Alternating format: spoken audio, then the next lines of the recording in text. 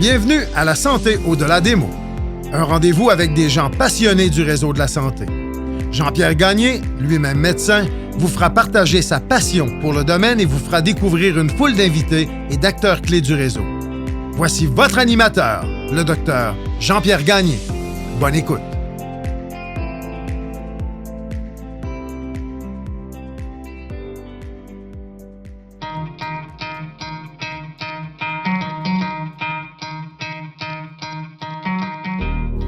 Je prends un court moment pour remercier les commanditaires qui rendent possible la diffusion du podcast La Santé au-delà des mots. Beauchamp-Beaulieu Dessureau-Toupin Groupe Conseil associé à la financière Banque Nationale Gestion de Patrimoine, Medix, LIM, le groupe Tige et Eurofin Environnex.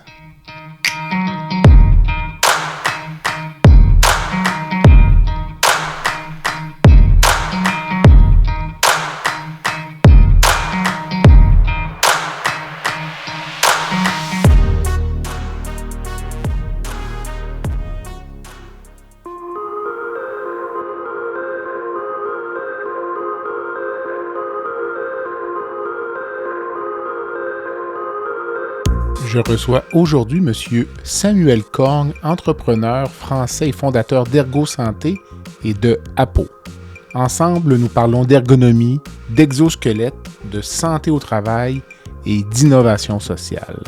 Samuel me raconte son parcours, la naissance de son entreprise et sa conviction profonde que le travail peut être un puissant levier de dignité et d'inclusion.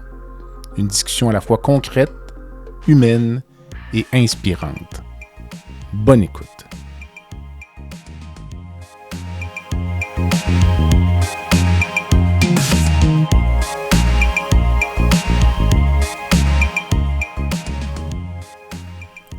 Samuel, bonjour. Bonjour. Ça va bien? Ouais, ça va bien et toi? Oui, ça va bien. Merci d'avoir accepté l'invitation. Donc, on a quelques heures de décalage. Donc, moi, je suis au café. Toi, tu es peut-être à l'apéro. Moi, je suis au repas du midi bientôt. Excellent. Je te rejoins dans le sud de la France. Donc, on se disait avant de commencer qu'il faisait bien chaud. Donc, avec malheureusement, ce qui semble être les enjeux liés au réchauffement climatique. Mais ce n'est pas le... Des incendies cet été, beaucoup d'incendies. Mais ce n'est pas le but de la discussion. Tu m'as contacté il y a quelques semaines pour me parler des exosquelettes, puis peut-être voir s'il y avait des applications de mon côté. C'est un peu le point de départ, donc, puis ça a attiré mon attention parce que pour moi, l'exosquelette, la vision que j'en avais, c'était essentiellement pour les gens, par exemple, paraplégiques, qui remarchaient avec un exosquelette, mais là, on n'est pas tout à fait là, mais on n'est pas loin. Tu sauras me l'expliquer. On n'est pas loin. Comme tu le sais, les chirurgiens sont les cordonniers les plus mal chaussés. Tout à fait. Puisque vous souffrez en silence, et c'est un petit peu dommage.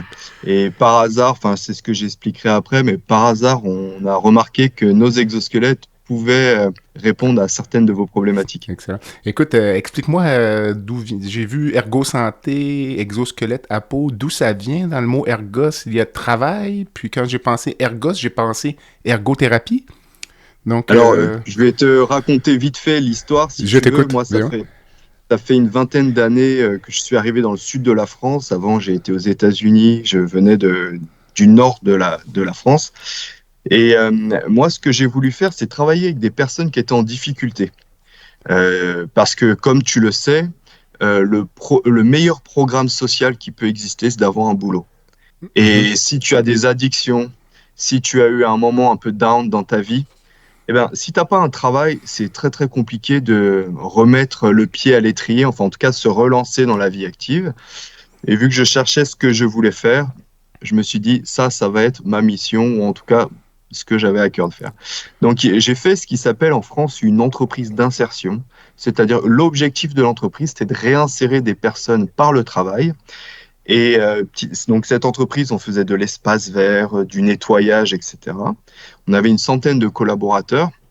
Et assez rapidement, j'ai remarqué qu'il y avait quand même souvent un point commun qui avait mis ces personnes, on va dire, sur le bord de la route professionnelle classique, sur le bord de la société, c'était les handicaps visibles et invisibles.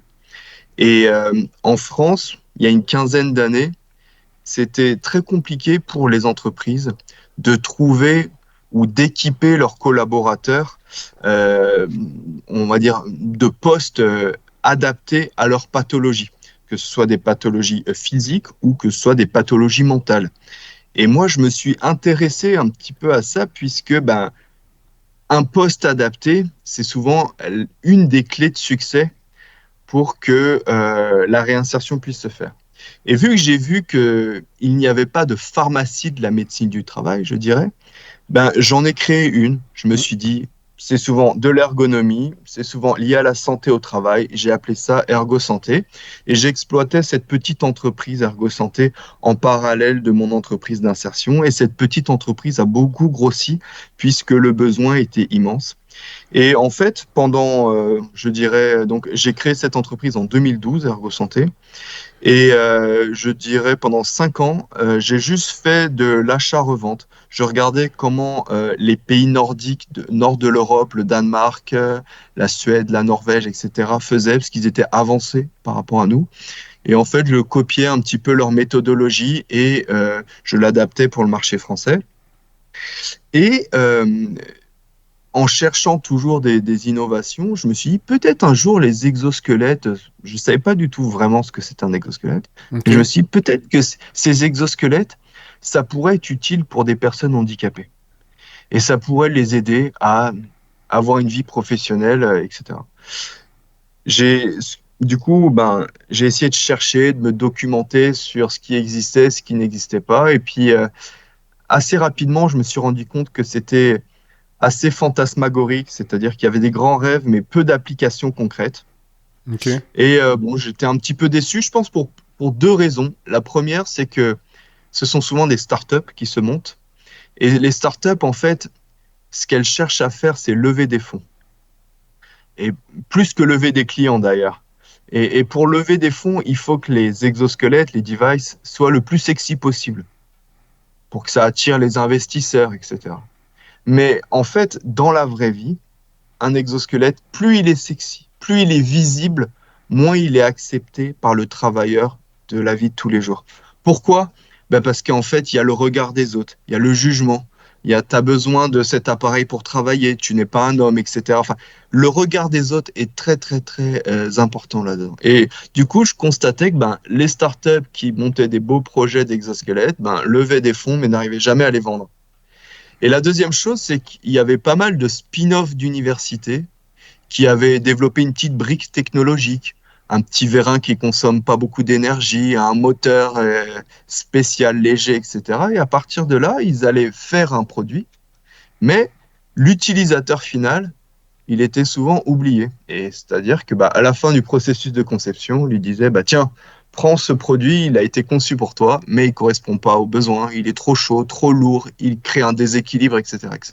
Bref, après ces petites analyses, je me suis dit, ce que je cherche, ça n'existe pas. Et j'ai commencé à réfléchir un petit peu à ce que devrait être un exosquelette selon moi. Et en fait, à ce moment, il y a un organisme français public qui m'a contacté en me disant, bon, où est-ce que vous en êtes sur les exosquelettes? Je lui ai dit, écoutez, moi, j'ai fait un peu le tour de ce qui existait. Pour moi, ça peut pas fonctionner pour le travailleur de la vie normale. Il faudrait que ce soit léger, accessible, etc., etc. Il a dit, on est d'accord avec vous. Et en fait, par un concours de circonstances improbables, j'ai gagné une subvention publique de presque 1 million d'euros pour fournir des exosquelettes à la SNCF, qui est Les chemins de les fer. chemins de fer Mhm. français. Et donc, j'ai sorti un exosquelette quelques années après, mais qui était trop lourd, trop cher, trop compliqué.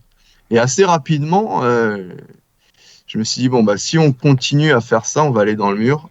Ce qu'il faut faire, c'est essayer de traiter le trouble musculo-squelettique le plus commun, qui est le dos, et essayer de faire un exosquelette à moins de 1 000 € à l'époque pour le dos.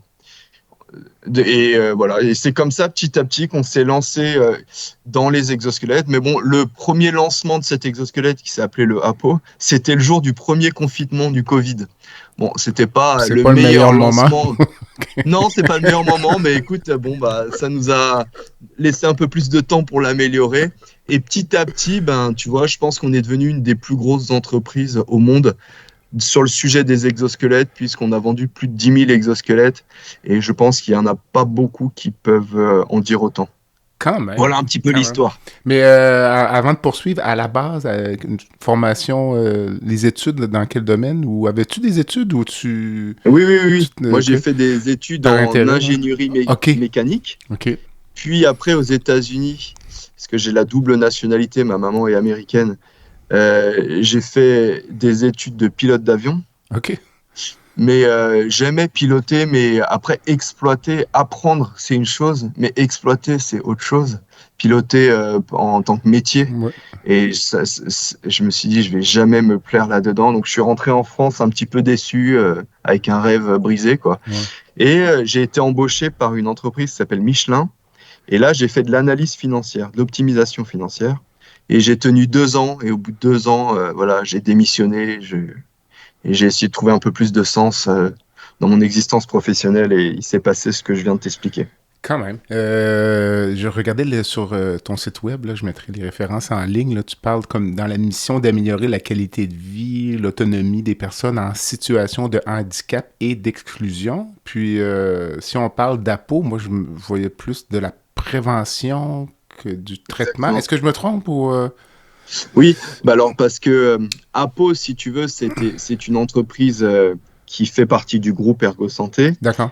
qui développe des exosquelettes pour réduire la pénibilité des travailleurs. À la base, le projet, c'était de permettre à des personnes en situation de handicap d'être maintenues dans leur travail.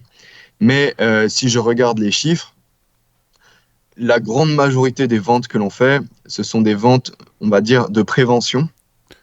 Et peut-être seulement 10% de notre chiffre d'affaires, c'est du maintien dans l'emploi de personnes en situation de handicap. Mais c'est surtout des dispositifs de prévention. Et voilà, je dois m'adapter au marché, quoi. Tout à fait. Mais je faisais référence tout à l'heure à l'exosquelette qui aiderait la personne paralysée à marcher. Oui. Avec ton système APO, on n'est pas là du tout, je me Non, dis. on n'est pas du tout là-dedans. Zéro? Nous, Oui, disons que les applications médicales sont des applications, par exemple, de rééducation post-AVC pour réapprendre à faire des mouvements où là, tu viens compenser la gravité, par exemple, du poids d'un membre. Tu peux avoir de la rééducation fonctionnelle sur des exosquelettes du dos, mais l'extrême majorité, c'est de la prévention, c'est-à-dire de la réduction de la pénibilité pour les travaux qui génèrent beaucoup de troubles musculo-squelettiques. d'accord. Il n'y a aucune motorisation, là. Il n'y a pas de... Non, alors, OK. pourquoi? Alors, on a beaucoup de prototypes avec de la motorisation, etc., avec de l'électronique, mais on s'est rendu compte que le marché n'était pas prêt. Et si vous voulez, pour qu'une entreprise tourne, il faut qu'elle vende. Mhm. Et pour qu'elle vende, il faut que ça corresponde à un marché. Et donc, du coup, les exosquelettes qui fonctionnent le plus dans le monde actuellement, ce sont des exosquelettes passifs. OK. Un exosquelette passif, contrairement à un exosquelette actif, c'est un exosquelette qui va faire de la compensation de gravité. C'est-à-dire, ça va compenser l'attraction terrestre en détournant la cinématique du corps humain. Un exemple, je travaille le bras en l'air, l'exosquelette va soutenir mon bras en transférant le poids de mon bras sur mes hanches. Et du coup, en soulageant l'épaule pour le coup. Et un exosquelette actif, c'est différent. Ce sont des batteries, des moteurs, donc plus lourd, plus cher, et aussi avec un lag. C'est-à-dire que quand vous avez une intention de créer un mouvement, et ben malgré tout, c'est pas instantané. Et les exosquelettes passifs, ce sont des assistances instantanées. Juste, je fais une petite parenthèse là-dessus. Mhm. Si nos exosquelettes sont utilisés en chirurgie, c'est bien que l'utilisateur, le chirurgien, il reste maître de son mouvement. tu comprends bien que si tu dois opérer et que ça lag, c'est-à-dire que tu fais un mouvement, c'est impossible. Donc voilà, c'est pas l'un qui est mieux que l'autre. Ce sont deux cas différents et on voit par exemple dans le handicap, la compensation du handicap lourd, marcher par exemple quand on est hémiplégique, etc. Là, ce sont des exosquelettes actifs. Donc il n'y a pas besoin de chercher la légèreté, etc. Là, on est focus sur la fonction, la fonctionnalité. Le prix, c'est moins un sujet. Mais si tu veux que ton voisin qui taille sa haie, qui fait son jardin, il veut continuer à le faire malgré l'âge, et ben du coup, il faut que l'exosquelette soit le plus léger possible et le plus abordable possible. Là, ce sera des technologies passives.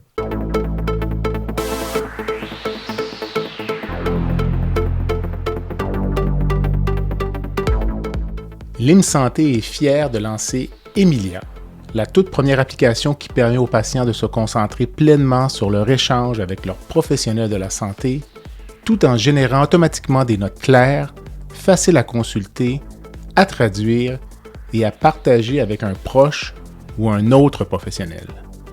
Alors que les solutions de scribe IA apparues dans le secteur de la santé visaient jusqu'ici à faciliter la prise de notes des médecins, Emilia se distingue en s'adressant exclusivement aux patients.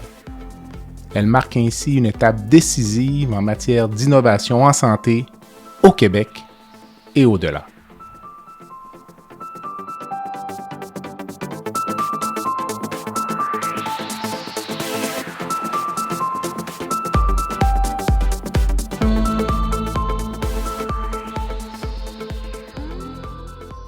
OK. Tu parlais tout à l'heure des compagnies qui mettaient des produits sur le marché qui étaient mal adaptés, peut-être, comme tu disais tout à l'heure, trop lourds ou trop chers ou autre. Mais comment fonctionnez-vous en termes de développement? Avez-vous comme des clients partenaires ou comment on fait avancer le produit pour être sûr de s'en aller dans la bonne direction, là, comme homme d'affaires, disons? Déjà, il y a un postulat, c'est que tu es sûr de rien. Donc, tu peux pas être sûr. C'est rassurant. Et la deuxième chose, c'est que justement, si tu fais, comme tu as appris à l'école, c'est-à-dire une étude de marché, et donc tu as tout bien faire ton étude de marché, il y a un principe basique qui est shit in, shit out. C'est-à-dire que sur des marchés qui sont balbutiants, qui sont en train de se créer, eh ben, tu auras des données erronées à l'entrée. Et donc, du coup, tu auras des conclusions erronées. Je pense, personnellement, la seule méthode qui vaille, c'est une approche probabiliste, c'est-à-dire de se dire, bon, il me semble qu'il y a des besoins dans tel et tel marché. Donc, ce que je vais faire, je vais essayer de faire le plus de prototypes possible et de voir ceux qui fonctionnent. Donc, c'est-à-dire des approches probabilistes. Et je pense qu'il faut être très très humble sur ces marchés où la technologie avance très vite et où les besoins sont grandissants de par le taylorisme, le vieillissement de la population, etc.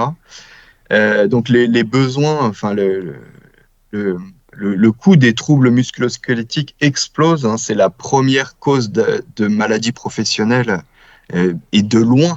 C'est plus de 88% en France, hein, les troubles musculo-squelettiques, des maladies professionnelles. Donc, du coup, des besoins immenses, mais des moyens pour y répondre très divers. Hein, un mal de dos, tu le sais bien, c'est multifactoriel. Les personnes ont mal au dos de manière différente. Ça peut être une hernie discale, ça peut être une lombalgie, ça peut être je ne sais quel autre mot. Et donc, du coup, je pense qu'il faut être assez humble et faire plusieurs propositions. Et au final, il y a une part de proposition, mais aussi il y a une part de feeling de la part de l'utilisateur, de dire voilà, je me sens mieux avec tel produit, ou plutôt que de lui dire écoute, t'as mal au dos, tu dois utiliser ça. Donc c'est pour ça qu'on essaye d'avoir un spectre assez large. Nous avons 7 exosquelettes, 7 familles d'exosquelettes actuellement au catalogue et on en sort 2 là. D'ici la fin de l'année, on aura 9 familles d'exosquelettes avec plusieurs tailles, plusieurs réglages, etc. Et nous, on se concentre surtout sur le dos, principalement, un petit peu sur les épaules et un petit peu sur la nuque. Okay. Et parce que déjà, tu couvres la majorité des causes, quoi. Avez-vous pensé développer quelque chose pour les membres inférieurs? Oui, on y a pensé, mais après, déjà, c'est beaucoup de travail pour quand tu regardes le nombre de personnes qui ont mal au dos par rapport au nombre de personnes dont le genou est un facteur handicapant au travail, c'est bien moindre. Et en plus de ça, tu viens on va dire, te battre contre les géants qui font des prothèses orthèses et qui sont dispositifs médicaux. OK. Et donc, du coup, bon, il me semblait que c'était pas forcément pertinent de mettre de l'énergie là où c'est des secteurs quand même très, on va dire, combattus. Ouais. Et on a trouvé notre secteur sur le dos et les épaules. Parce que pour les jambes, en tant que comme chirurgien, moi qui fais des procédures parfois de 5, 6, 7 heures, là, des chirurgies de reconstruction de la paroi abdominale assez complexes, les membres inférieurs, c'est pas de la douleur, c'est de la fatigue. Mm-hmm. Donc, je sors pas avec des douleurs aux genoux, là, mais je sors, comme je dis souvent, j'ai l'impression d'avoir couru un marathon. Puis Et tu peux pas t'asseoir sur un siège selle ou quelque on n'est chose pas comme ça pour adapté. ça? Ben, c'est un peu difficile parce qu'on est penché au-dessus du patient. Donc, Ouais, on met des bas supports, mais c'est tel que tel. Puis souvent, je fais parfois la réflexion à mes résidents ou à mes collègues. Là, je vais avoir 56 ans bientôt. Puis je me dis, je suis pas certain que je vais être capable de faire ces interventions-là encore très longtemps. Mais c'est un enjeu de fatigue, c'est pas de la douleur. Donc, je vais peut-être avoir un peu mal dans le dos, mais je vais avoir les jambes comme finies. Et surtout, toi, c'est surtout des problématiques au niveau des jambes, c'est ça? Ben, il y a de la fatigue des jambes, les épaules, comme les tu épaules, sais, ça c'est beaucoup la chirurgie laparoscopique, évidemment. Sur la laparoscopie, typiquement, les exosquelettes des épaules fonctionnent très bien. Tout à fait. Parce que tu peux travailler les bras en extension et du coup avoir les bras soutenus. Et on peut pas régler tous les problèmes parce que sinon tu serais un Robocop. Mais pour ta pratique, les exosquelettes des épaules sont ceux qui fonctionnent le mieux. OK. Mais dis-moi, tu disais on a 7 lignes de produits, donc il faut que l'utilisateur trouve le produit qui lui convient. Donc, c'est pas fait sur mesure. C'est ce que je comprends. Alors, on peut faire du sur-mesure. Il y a des personnes qui se sont fait des petits caprices pour avoir des exosquelettes sur mesure. Ça existe. On travaille avec certaines écoles de chirurgie pour des cas spécifiques. Par exemple, des exosquelettes pour assister les personnes qui utilisent des robots opératoires. Et donc ça oui, mais en règle générale, le corps humain, c'est le même pour tout le monde. Et donc du coup, il suffit que tu comprennes les morphotypes d'une population pour proposer différentes tailles pour les épaules, pour le dos, etc.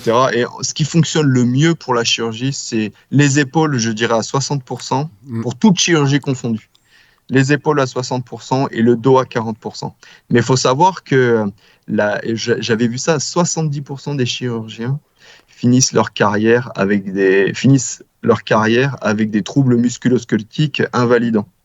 Ah, je pourrais le croire. Là. Il faudrait voir comment les questions sont posées, mais les douleurs chroniques, ça fait partie un peu du quotidien. Mais pourtant, c'est peut-être pas une population qui se plaint.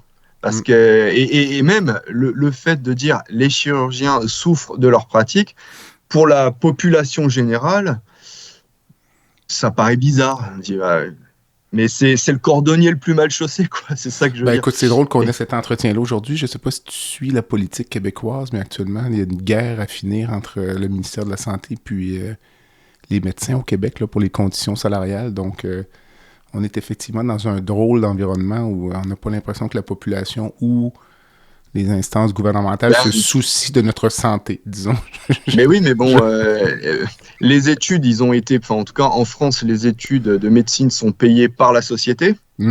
Et c'est dommage de se dire que le chirurgien va partir à la retraite en invalidité plus tôt parce que on n'a pas fait ce qu'il fallait au niveau de la prévention. Et quand on parle de nos exosquelettes, voilà, peut-être pour démystifier un petit peu, c'est quelques milliers de dollars canadiens. C'est pas en dizaines de milliers. Et donc du coup, quand tu regardes le coût global d'une opération par rapport au coût de ces exosquelettes, ça reste très très largement abordable, quoi. Tu parlais tout à l'heure, parce que là on parle de ApoSurgeon, finalement j'aurais tendance à dire que c'est encore une petite entité de Apo. C'est dans Apo, c'est dans Parfait. Apo. ApoSurgeon a été fait aux États-Unis pour un de nos distributeurs qui s'appelle MicroAir Ok, et qui travaille surtout dans la chirurgie esthétique. d'accord. Et donc ce sont les mêmes exosquelettes ou des petites particularités? Alors, il y a des petites particularités, surtout au niveau du confort D'accord. des interfaces et aussi le fait que ce soit lavable. Tu peux le désinfecter, etc. Enfin, voilà.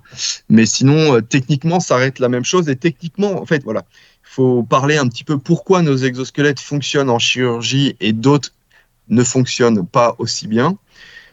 En fait, nos exosquelettes fonctionnent de la manière suivante. Nous, ce qu'on vient faire, c'est on a des ressorts en composite et on vient déformer des ressorts en matériaux composites. On utilise de la fibre de verre ou de la fibre de carbone. Et si vous voulez, regardez, prenez un élastique, vous le tirez. Plus vous le tirez, plus il va résister. Mhm. C'est-à-dire que sa résistance, elle va être proportionnelle à son étirement. Et ça veut dire que si je travaille le bras en l'air, encore une fois, et que je le suspends à un élastique, plus je vais tirer, plus ça va résister. Donc au début, j'ai pas de résistance. Au bout d'un moment, la résistance compense la gravité, et après, je dois forcer. Donc, on n'a pas une assistance qui est égale du début jusqu'à la fin. Mhm. Le composite, quand on le comprime, il résiste autant du début jusqu'à la fin. Donc, nos exosquelettes sont en composite pas parce que c'est léger, pas que parce que c'est léger, pas que parce que c'est durable dans le temps, mais surtout parce que l'assistance est, le mot barbare, c'est isoélastique, c'est-à-dire il y a une résistance identique du début jusqu'à la fin du mouvement. Et c'est la raison pour laquelle les chirurgiens se sentent parfaitement à l'aise d'opérer avec ces exosquelettes parce que c'est pas trompeur. Je reste maître de mon mouvement, mais avec quelques dizaines de pourcents de sollicitation musculaire au niveau de la coiffe des rotateurs en moins. Le podcast La santé au-delà des mots est une présentation du groupe conseil Beauchamp, Beaulieu, Dessureau, Toupin de la financière Banque nationale Gestion de patrimoine.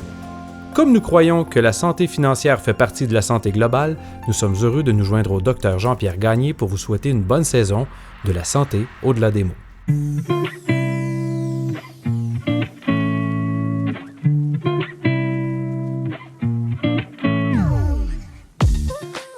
Fer et Velours est une entreprise de Québec spécialisée dans la location de mobilier vintage et création d'ambiance. Nous vous proposons une offre de service à la carte et selon vos besoins. De la simple location à la gestion événementielle complète. Chez Fer et Velours, notre slogan est de faire différent avec élégance. Visitez notre site web au www.fervelours.com. Au plaisir de vous rencontrer.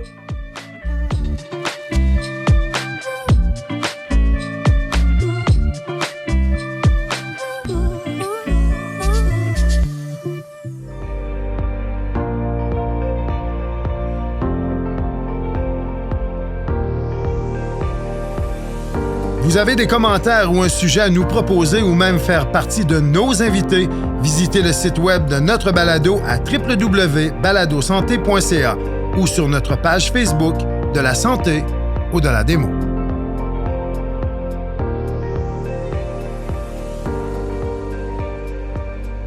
Je parlais pour la chirurgie épaule-dos. Est-ce que je pourrais avoir l'exosquelette qui compense les deux ou je vais devoir faire un choix?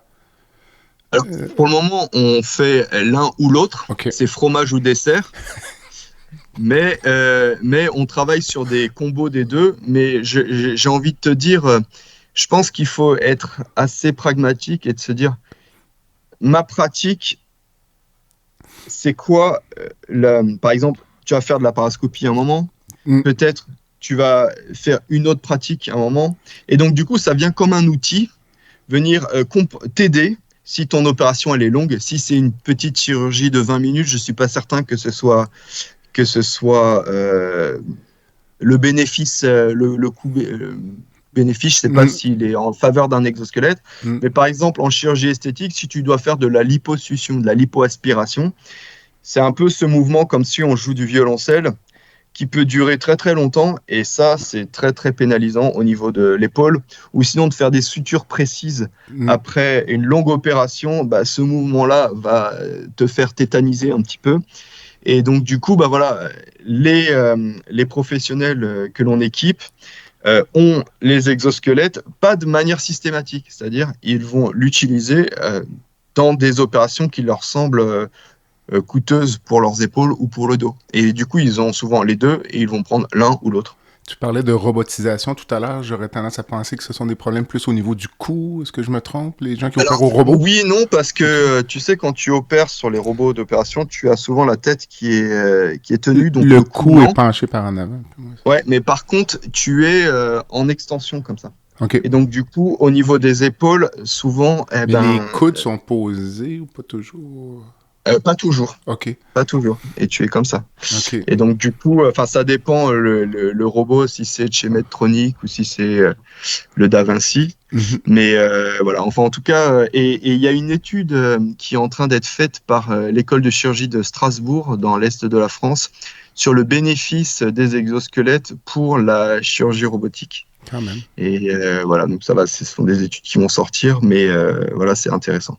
Est-ce que les chirurgiens qui s'équipent d'un exosquelette à peau, est-ce que mettons, un groupe de chirurgiens pourrait acheter un exosquelette puis se l'échanger, entre guillemets, si tout le monde a un peu le même gabarit ou il y a toujours des petites différences? Pour les exosquelettes des épaules, oui, okay. Parce c'est un exosquelette pour toutes les morphologies, donc faut juste se souvenir des réglages.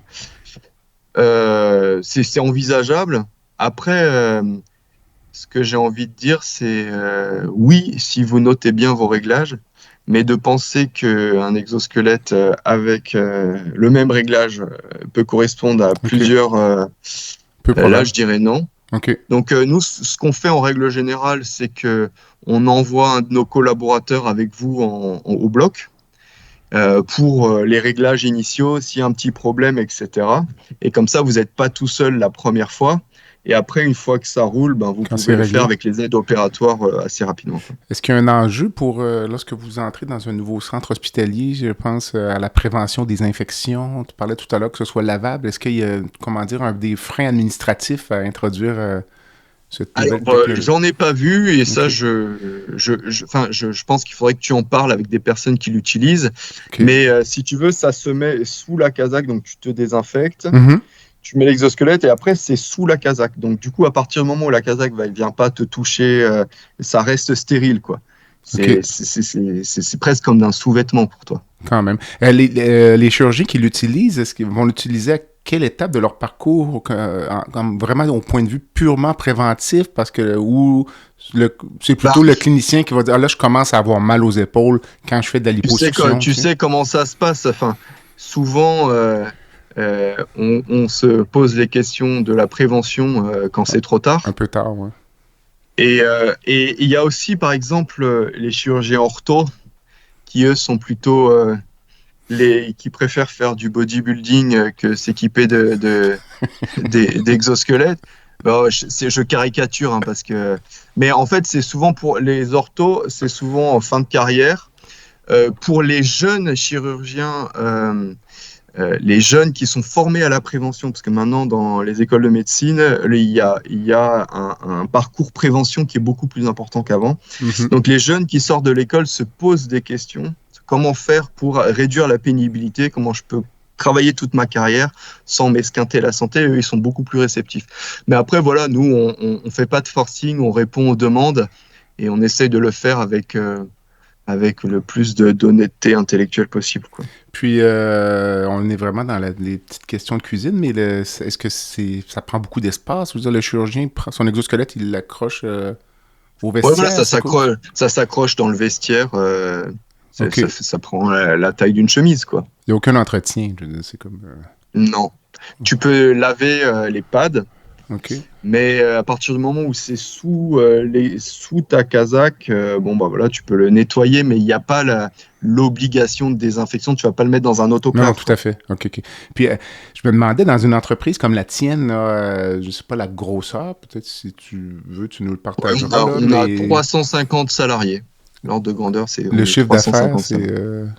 C'est grosso modo 40 millions d'euros, donc je sais Ok. pas combien ça fait quoi, 70 millions probablement, ouais. ouais, Puis, de dollars canadiens. comme dirigeant d'entreprise, puis dans un domaine comme le tien, comment décider la portion que l'on va mettre en recherche et développement, puis la portion qu'on va mettre en ouverture de marché, puis en commercialisation? Comment? Écoute, moi je pense que, enfin pour ça c'est ma mentalité, je dirais. Je veux tout le temps chercher. Je mets Ok. le maximum en recherche et développement parce qu'il me semble que rechercher aujourd'hui, c'est travailler pour demain. Et si tu as un bon produit, tu as moins besoin de faire du marketing que si tu as un produit pourri. En gros, soit tu essayes de maquiller, soit tu essayes de faire propre. Mais tu peux pas faire l'un ou l'autre. Donc du coup, ben, parce qu'on a des moyens limités, ben, j'essaye plutôt d'améliorer mes produits imparfaits, Quand si même. je peux m'exprimer ainsi. C'est quand même fascinant.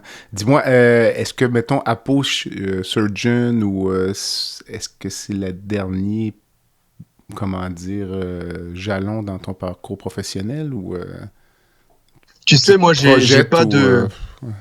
j'ai pas de projet particulier, je veux juste être utile. Et le sujet des exosquelettes, je l'ai pas voulu, ça m'est un peu tombé dessus par hasard. OK. J'ai trouvé que c'était un bon moyen pour avoir un impact positif dans la vie des gens. Je pense que bah, l'entreprise va continuer à se développer. Est-ce que je vais toujours rester à la tête? Je sais pas. J'aimerais plus m'orienter dans dans la fondation. Je crée une petite fondation. Euh, Voilà, la deuxième partie de ma carrière, voilà, j'aimerais plus faire de la philanthropie, mais tant que je dirais que mes investisseurs, tant que mes collègues de travail me supportent, je continuerai. Euh, voilà, on a un pan aussi que j'ai pas évoqué. On fabrique du mobilier, des sièges de bureau de très haute gamme qui sont connus en France, en Europe. Et voilà, on a une production très limitée. On fait une dizaine de milliers de sièges par an et 67% de nos collaborateurs sont en situation de handicap. Et voilà, c'est une entreprise qui s'appelle Adapté, qui intéresse énormément les grosses entreprises françaises. On a beaucoup de travail pour ça. Donc voilà, j'essaye de m'intéresser à plusieurs sujets en même temps, pas rester monoproduit. En fait, ce qu'il faut comprendre, souvent on a du mal à comprendre toutes mes activités parce qu'on va dire, ah, tu fais une pharmacie, tu fais des exosquelettes, tu fabriques des sièges. Mais en fait, il faut comprendre que chaque activité eh ben, a un impact positif dans la vie des gens. Et moi, ce que je veux faire, c'est un peu faire feu de tout bois dans la mesure où ça facilite la vie de personnes qui sont en difficulté. Et c'est ça un petit peu mon fil conducteur. Je m'autorise pas mal de choses dans la mesure où ça répond à cette problématique.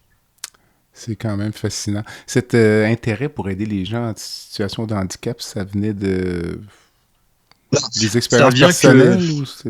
ouais, on va dire, ce sont des expériences, on va dire, proches. OK. Et aussi, pour ma part, j'ai eu des très gros problèmes de dos avant de créer l'entreprise. En 2012, j'ai eu une hernie discale qui m'a paralysé tout le bas de la jambe droite. Ça allait mieux. Et là, en 2023, ça a recommencé. J'ai passé 6 mois à l'hôpital, 6 mois d'arrêt, dont pas mal de moments à l'hôpital. Et voilà, bon, bah, ça rappelle que la vie, elle est fragile Tout à fait. et qu'une société qui va bien, c'est une société qui prend soin des personnes fragiles. Et d'autant plus, sans jouer le violon, en plus de ça, c'est prouvé et archi prouvé qu'une société qui intègre les personnes en difficulté, c'est une société qui innove. Pourquoi? Bah parce que la majorité des innovations de notre civilisation, elles n'ont pas été faites par des personnes en bonne santé. Il y a des personnes où tout allait bien, parce que quand tout va bien, on veut pas que ça change. Ça a été fait par des personnes diminuées, des gauchers, des boisteux, des tordus. Bah, on prend Einstein qui était dyslexique, on prend même Beethoven, ses dernières symphonies, il les a fait en étant sourd, quoi. Et enfin, il y a énormément d'exemples de personnes qui ont été les génies fondateurs de nos civilisations et qui étaient bah, pas des hommes augmentés, plutôt des hommes diminués. Je pense que quand on fait de l'innovation, c'est intéressant d'intégrer des personnes, par exemple, qui ont des troubles autistiques. Parce que oui, il faut mettre en place certaines méthodes, mais ce sont des personnes qui souvent qui regardent les problèmes de manière différente, de manière un peu plus globale. Et nous, ça nous fait avancer, en tout cas, dans notre recherche et développement. Et je trouve que c'est un deal gagnant-gagnant. J'offre des places, des emplois adaptés, et en contrepartie, ils me le rendent bien. Donc voilà, c'est un petit peu pour toutes ces raisons. Alors après, bien sûr, si on fait une psychanalyse, est-ce que c'est le syndrome du sauveur? Peut-être. Est-ce que je suis névrosé? Peut-être. Mais disons que toutes ces raisons, ça a créé l'entreprise, et de toute façon, c'est sûr que si on veut pas prendre de risques, on n'avance pas. Et moi, les risques, voilà, je les ai pris de manière mesurée, mais j'en ai pris quand même pas mal. J'essayais de voir ce qui te définirait le mieux, là. Je pense pas que ce soit ingénieur, probablement pas, mais c'était nécessaire peut-être à ton parcours professionnel. Homme d'affaires ou humaniste? Moi, je veux juste être un citoyen utile et responsable. Et je vois que nos sociétés, elles vont pas forcément très très bien, et elles vont pas très bien d'oublier les personnes fragiles. Et d'ailleurs, les chirurgiens sont aussi des personnes fragiles, accessoirement. Dans la chaîne d'une société, ce sont des personnes indispensables et pourtant très fragiles. Parce que, en fait, quand tu casses ton corps, tu le répares pas comme ça. Mm-hmm. Et donc, du coup, voilà, c'est un peu ça qui m'intéresse et dans lequel je réfléchis beaucoup. Mais je n'arrive pas trop à me définir. Voilà, j'essaye de faire ce que j'ai à faire sous le soleil, et puis je le fais, quoi.